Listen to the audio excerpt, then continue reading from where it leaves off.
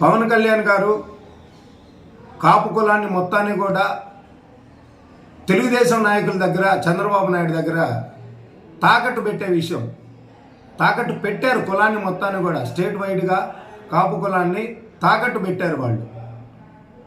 కానీ పవన్ కళ్యాణ్ గెలిచే ఉద్దేశం ఉంటే సింగిల్గా పోటీ చేస్తే అప్పుడు ఏదన్నా కులం ఆలోచన చేసేది. మా నాయకుడైనటువంటి వంగవీటి రంగా గారిని అతి దారుణంగా చంపినటువంటి పార్టీ ఏదైనా ఉందంటే తెలుగుదేశం పార్టీ. చంద్రబాబు నాయుడు గారు, ఆ రోజు ఉన్నటువంటి కోడెల శివప్రసాదరావు గారు, వీళ్ళిద్దరి ఆధ్వర్యంలో ఆ రోజు రంగా గారిని చంపడం జరిగింది. అదేవిధంగా ముద్రగడ్డ పద్మనాభం గారిని తెలుగుదేశం గవర్నమెంట్లో చాలా ఇబ్బంది పెట్టారు. కాబట్టి కాపు కులం ఎవరు కూడా ఈ రంగా గారి గురించి కానీ, తర్వాత ముద్రగడ్డ పద్మనాభం గారి గురించి కానీ తెలిసిన ఏ కాపు అయినా సరే తెలుగుదేశానికి ఎట్టి పరిస్థితుల్లో కూడా ఓటు వేసే ఆలోచన ఎవరికీ లేదు. అదేవిధంగా 4 సార్లు గెలిచినటువంటి పిన్నెల్లి రామకృష్ణారెడ్డి గారు ఎక్కడ ఏ గొడవకు కూడా ప్రోత్సహించేటటువంటి ఆలోచనలు లేవు.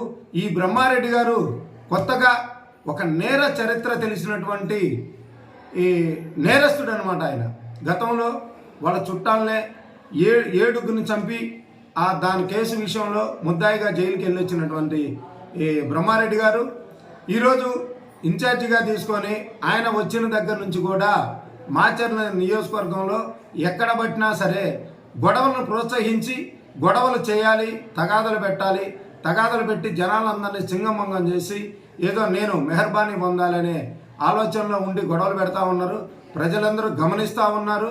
ఖచ్చితంగా అయితే మళ్ళీ కూడా 5వ పిన్నెల్లి రామకృష్ణారెడ్డి గారికే మొత్తం కూడా ఓట్లేసి భారీ మెజార్టీతోటి గెలిపించుకోబోతున్నటువంటి నియోజకవర్గ ప్రజలందరూ కూడా గమనిస్తూ ఉన్నారు. ఖచ్చితంగా అయితే పిన్నెల్లి రామకృష్ణారెడ్డి గారికి ఓట్లేసి 50,000 మెజార్టీ పోయినసారి వచ్చింది.